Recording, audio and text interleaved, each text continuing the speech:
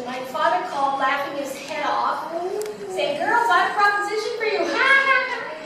And he said, "This guy stopped by the office and tried to sell me a copier." Chip Worthington. Many of you probably know him. And he said there's this Turkey-centered building, used to be a public school. Harold Hurst bought it, and he tried to make a school go in there, but he couldn't. And you girls want to do it, and he's laughing. He's totally laughing. So we kind of thought about it all week, and we thought, this is weird, don't you think? Because Mary Jo had quit her job. She was teaching in Christian school. She wanted to quit to do less work and more money.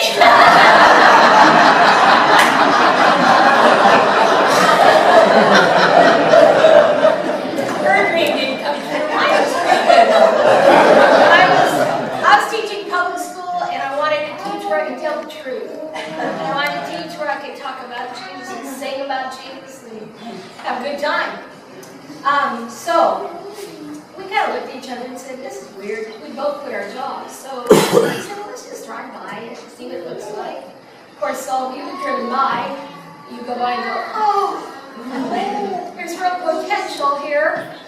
And we were young enough to think that was true. So we called the church, and we decided that we didn't want to go just have a school. We would have to be under the auspices of our church and be a ministry out of our church, which is this church. So I called Dad and I said, much to your chagrin, we want to try it. And asked the elders if they'll meet after church, because we came home from Fresno. And I'll never forget Wendell. We went into the office with the elders after church, and we told them that we just kind of feel the Lord's wanting us to do this weird thing. But we don't want to take money from the church. We just want to be a part of your ministry. And Wendell looked at me and goes, "What's taking you so long, Chandler?" So it was a wonderful experience. Our church family gathered together, gave us new carpet and painted the room. It was an awesome experience. Many of you were there and participated in that. In what is now my room was a Peruvian family living there. What was Miss Dillon's room was a Spanish church. And Debbie, you'll appreciate this. The multi-use room was Daryl Hurst, who, by the way, I should say something about Daryl. He wanted a Christian school. So he offered this lovely room to us for $1 a year. You know, it was hard, but we took it. Anyway, there was storage in the multi-use room from bottom to top of Mr. and Mrs. Hurst and their 13 children. So it was, we called it Brandini Hall at that time. Hoping Brandini would do something with it. Anyway, it was amazing. It was amazing. We had a couple weeks in curriculum. We found 16 kids that would be willing to come, which I thank you parents. I can't imagine it today. And can I say it, Heather? Heather was our very first. Where is she? She was our very first student enrolled, Heather Pandini. And you're going to be hearing from some of our students, 2 of which were our original kindergartners in 1982. One of them is not speaking because she wouldn't.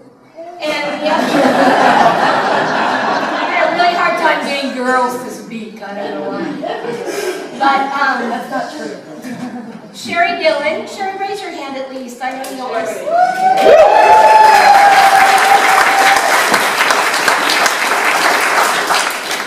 Sherry Dillon joined us 2 years later.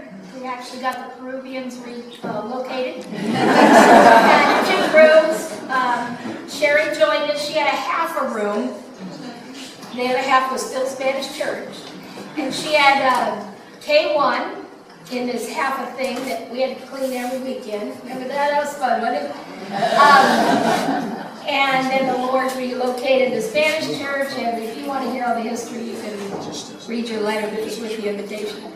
Anyway, we eventually saw it. And Sherry and Mary Jo and I have taught together for 28 years in the same place.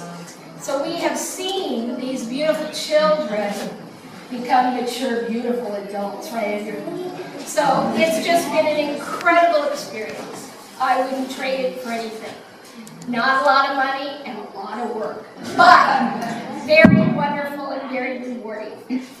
So there's a wonderful history of the school and all that kind of stuff you can read, but I'm not going to go into all that. I'm going to let the kids talk.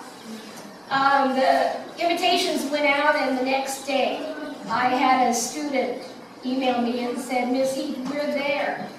They live in Queens, New York. He said, "We're there, and just want you to know our flights are booked." And you know what that does to me? I mean, that takes care of the 30 years right there. So I've asked the boy. Josh is going to come up. He's our original kindergartner. He flew out with his sister. Where are you, Melissa? From New York.